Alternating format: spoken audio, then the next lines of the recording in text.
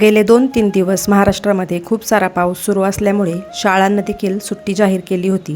3 दिवस घरात बसून माझं पिल्लू जामच कंटाळलं होतं. त्याला म्हटलं चल आपण आज बाहेर जाऊन भाजी घेऊन येऊयात. तर भलतंच खुश झालं पिल्लू. मग काय रेनकोट घालून तयारच.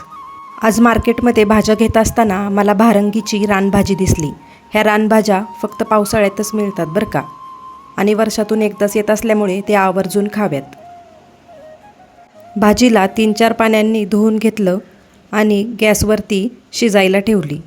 रानभाज्या शक्यतो शिजूनच खायच्या, कारण त्या रानावनात वाढत असतात, त्यामुळे त्यांच्या आजूबाजूला काय फिरत असतं देवत जाणे.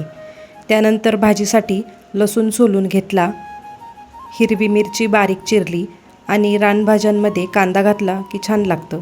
मग बारीक कांदा चिरूनही भाजीमध्ये घातला.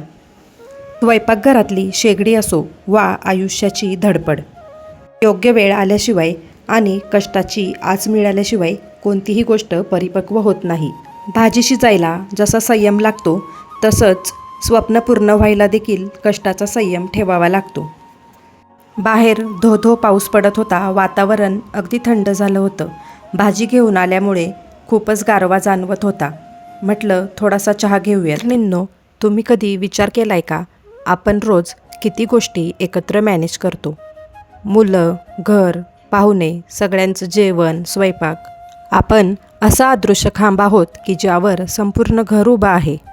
वाईट तेव्हा वाटतं की एवढं सगळं करूनही जेव्हा कोणीतरी म्हणतं की दिवसभर घरी बसून काय करतेस, किंवा आपली स्वतःची स्वप्न कुठेतरी हरवून जातात.